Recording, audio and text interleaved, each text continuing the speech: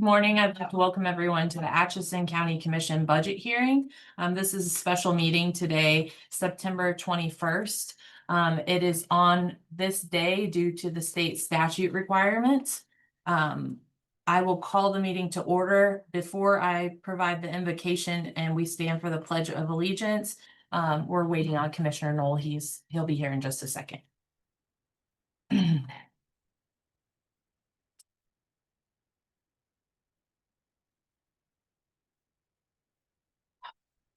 Morning.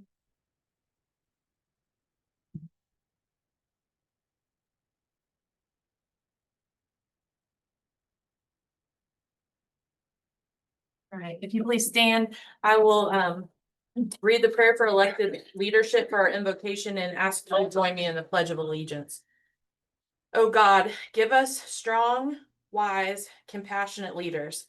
Send us leaders with truthful hearts and impassioned spirits, who will stand for justice and freedom for all. Give us leaders who will unite with other leaders to bring about a kinder, more peaceful world. Leaders who will support their coworkers during times of challenge and change.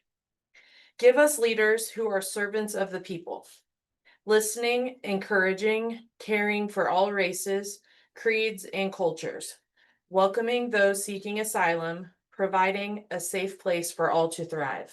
Amen. I pledge allegiance to the flag of the United States of America and to the republic for which it stands, one nation, under God, indivisible, with liberty and justice for all.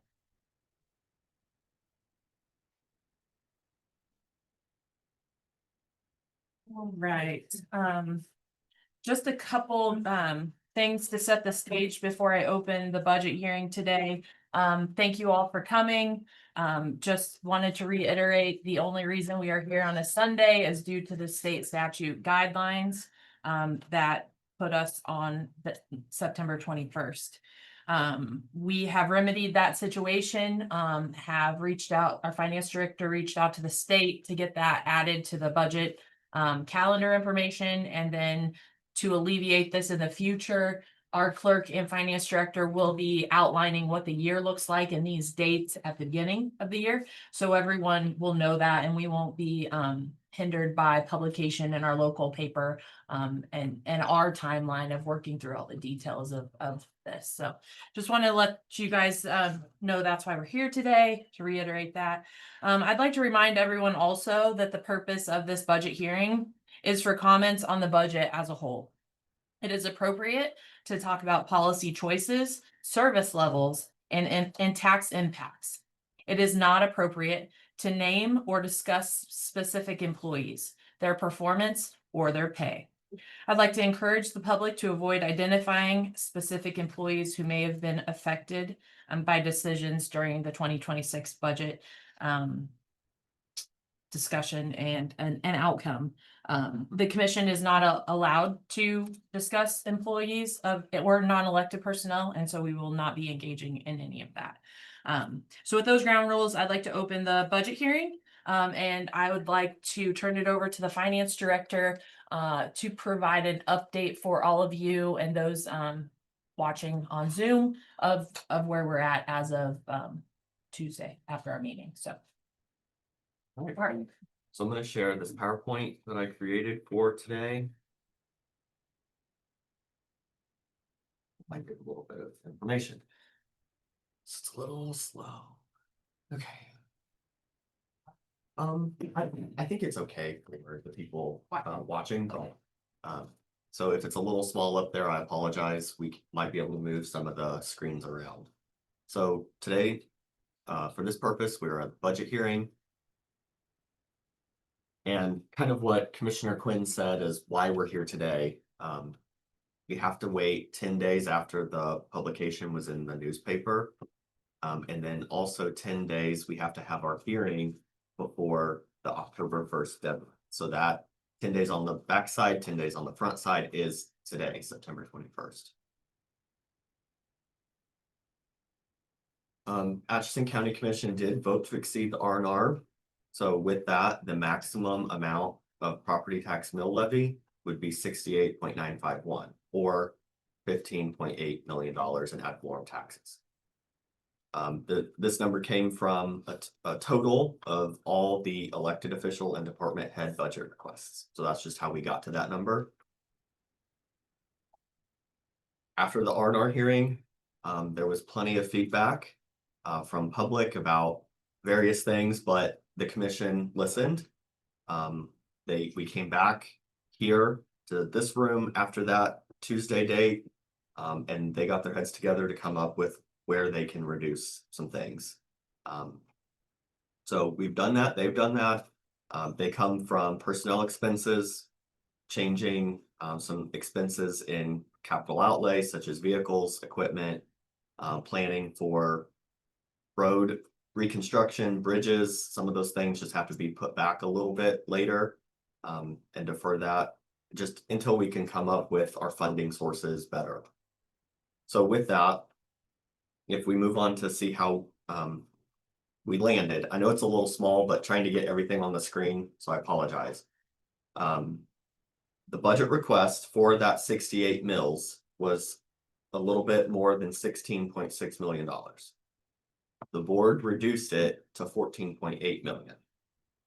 So this kind of gives you per department, the budget request, and then where the commission ended up with it per department. So each of those, there's a lot of detail in how they kind of got to it, but that they reduced it by that much. Moving on to appropriations, the 2026 requests from all of the entities that came to the board was just shy of 600,000. The board did a lot of discussion and got it down to 366,000. So what did these reductions do? So again, we started at the 68 mills. We ended up at 59.201. So they reduced it almost 10 mills or $2.2 million between all of those different reductions. 10:22 a.m. So compared to 2025 this year, it's 7.33% higher. Our 2025 mill levy is 54.861. And for 26, we're looking at 59.201. So it's just 1.3 million more in ad valorem that they got it down to. And that's all that I have. Thank you for that. So with that, we would like to welcome each of you up one at a time. We do not have a podium, but we have this chair here right under the microphone.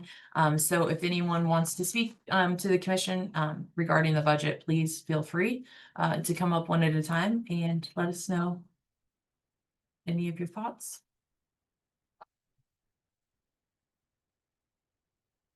Okay. Any concerns? Any concerns at all? No matter what? Come on up. Yeah, come on up. My name's Debbie Falk. My concern is project concern of the need that needs to be open for our seniors. It's a great tool for our elderly to come and socialize because they're sitting at home all day for, 20 hours out of the day by themselves. So that's my concern. My understanding is that if the funding, the 25,000 is not granted to keep Effingham open, because Project Concern wanted 125,000, is the 100,000, what happens to it if Effingham doesn't open? That will be able to be kept, with the county would keep that. The county will keep it, Yeah. but they won't have it. Yeah. Okay. It Because would not, they were holding over our heads that Yeah. they would, Okay, so. well, but we've, Pat's introduced a memorandum of understanding with them, so it clarified all of that with Project Concern, so they know themselves They know. when the payments will come, how much, all of that will be laid out, and what the expectation is. Because I know that money can go somewhere else that's really needed. Besides, Effingham. Well, there's been several figures floating around. Has anybody seen their expense and their income have you ever seen any of that? Very So- little of it. Very little. So how do you know what they need? It's gonna take some time of getting into that board and really pursuing it more thoroughly, you know. As my understanding, nobody's really ever seen anything. And since they had county funding, you should be able to see the books. Yeah, and I apologize, their last meeting, of course, I didn't know until the day before, but I was on vacation Yeah. at that time, but there's another meeting coming up just soon. I think it's October 1st. Yeah, I don't think it's been quite set yet. Okay. That's my concern. Well, so you did see the last slide though. Well, I couldn't see it from where I Okay, was and at. today we will certify the budget. And we have allotted 100,000. Mhm. Okay, and so the memorandum agreement Okay, will make it clear. okay, That is what we are providing and what the expectations are. okay. So, I'm not, I'm just saying, saying there that are money things- could go somewhere else. no, That's and really we needed. understand that. Yeah, we understand that. But I, to set, your concerns and your fears, Mhm. these, at least that funding is there, okay? Right. And so, because we've heard all the stories that it was not gonna be there. And that's just not the case. And so the next step is to seal the deal, with the agreement, and then Mhm. they will have the expectations. Now, we don't control Right. You project don't- concern No, in any way, shape, or form. We No. don't control it. So we can do our part. right. Right. And I appreciate that, with what all you've done and listened to us. I do appreciate it. Well, and I appreciate you coming, as well as everyone else. We had another opportunity for folks to come Friday evening. I've And already, we had, no, you're fine, but we had board members from Project Concern here. We had their manager from the center in Effingham. We had the new executive director that they Mhm. had hired. So everyone in the same room, because I can tell you that I watched it. It was, it's it was on difficult Zoom. for me though, as a commissioner, to look at survey results of wanting people, having. You only want to fund statutorily required right. things. Right. However, then you have organizations such as Project Concern that do a wide array of different services for Exactly. all countywide. Mhm. But then they advocate and come to us and say, if we don't get this funding, then we're gonna close the Yeah, Effingham see, that's- facility. And so that puts everybody in a real hard position because nobody wants that to happen. We know the benefits of bringing elderly together in a congregate setting and having a meal and all the activities and different things. So I don't like the way it was done. But with that being Yeah. said, we are supportive of ensuring that that doesn't close with a memorandum of understanding. Okay. And beyond that, I just encourage everyone to talk to those board members because they're the ones that ultimately have the say to make the decisions of what needs to be done. Mhm. So, yeah, but thank you so much for coming. Thank you Appreciate it. very much.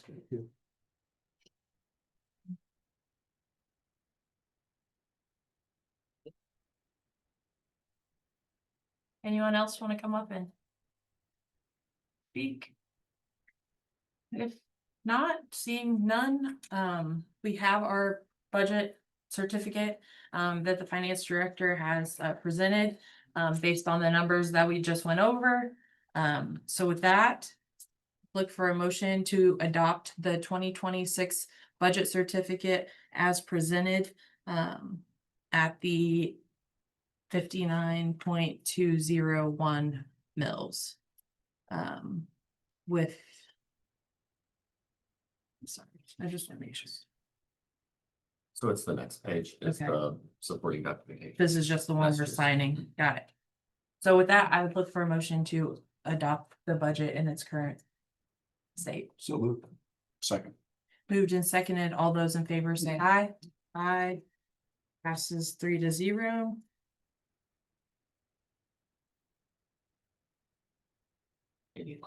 Okay. Some counties have more than 3. You were tested.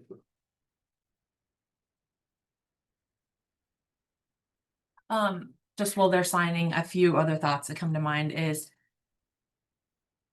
This is the hardest budget season we've had thus far, and the fact that.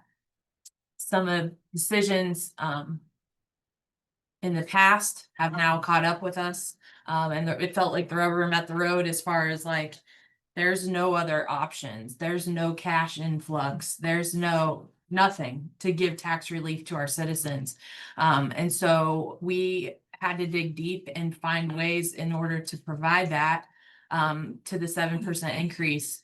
I think that the only light at the end of the tunnel for me is knowing that now we are levying the dollars for the operations we're gonna see, right? And so with that, we know that there could be impacts to departments on, service, or you might have to wait, or you might have to make an appointment, and that's just how things happen, right? You can't have everything if you want to lower taxes. And so we just hope that everyone will give grace to the folks within our organization, the leaders that are operating these departments.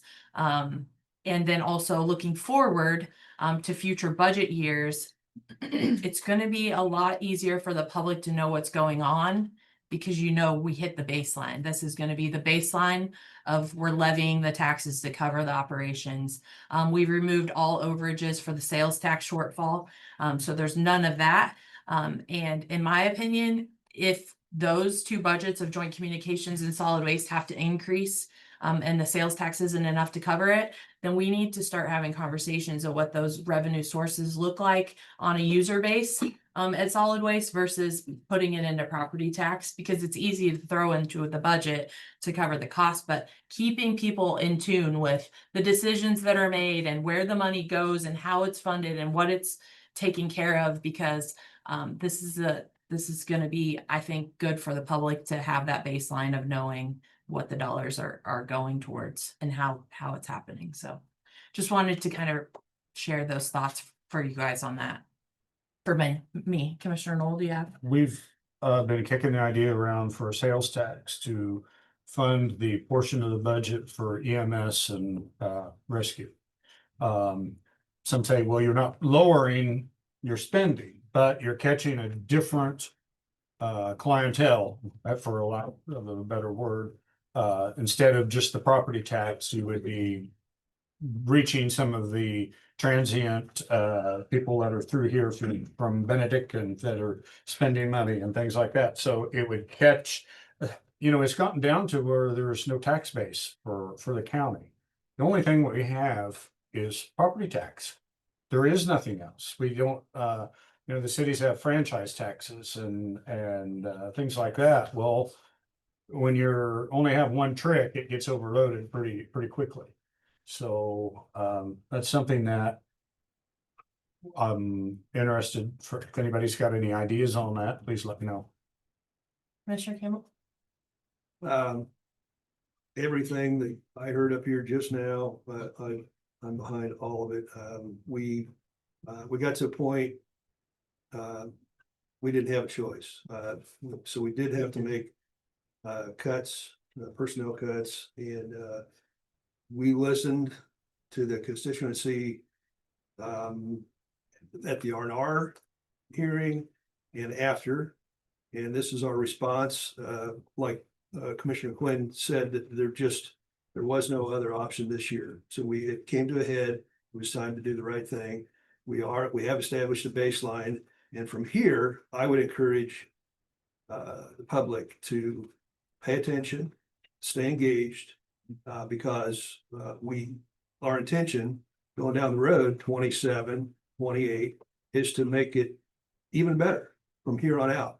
But it's going to require public participation. So if we do put a vote out for a sales tax, please stay engaged, watch our progress on that, and know that, like Commissioner Knoll said, the reason behind that is to involve a much bigger base, right? So sales tax includes a much bigger base. Those folks that come through our town to shop, to visit, anybody, students associated with the college, all those are going to participate, and not just property owners, right? And so we're hoping to give some relief in that way.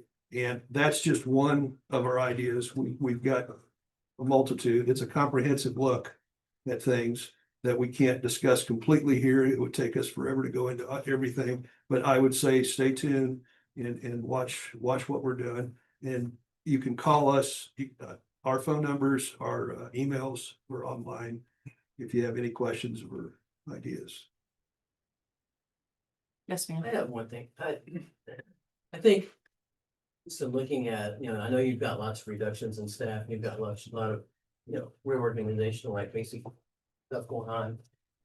I think that provides an opportunity to actually look at streamlining a lot of the programs and gaining efficiencies whenever you can gain efficiencies.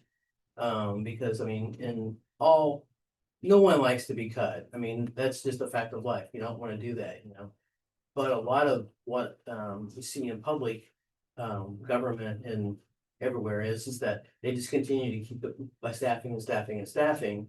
When they actually could look at possibility of streamlining their processes and gaining some efficiencies in both time and productivity. So I think that, it's a tough situation, what you guys had to do. I get that. But I think it provides the opportunity for people to relook at things and say, how can we do it more efficiently? And, down the road, that's going to help the county and their costs and so forth. But a lot of people you don't see that if you just can keep adding and adding and adding. But then whenever you get to that point, you can't add anymore. It's like, wait a minute, we got to figure this out.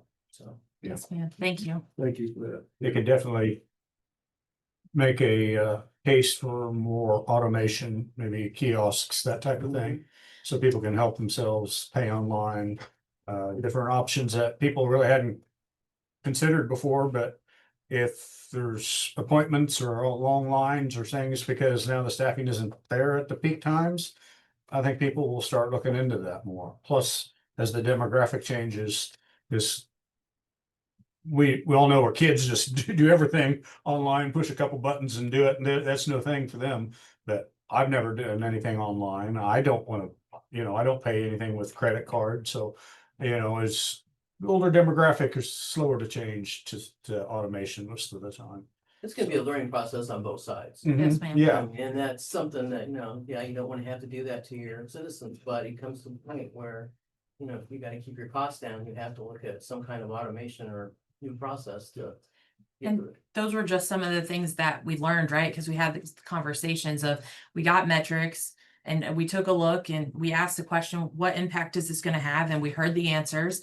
We're like, okay, well, it has to be a give, and, maybe we're providing services surrounding counties aren't, that sounds wonderful. But when we have a tax, situation like we do, we got to go back to the basics and say, we got to take care of our citizens right here in Atchison County.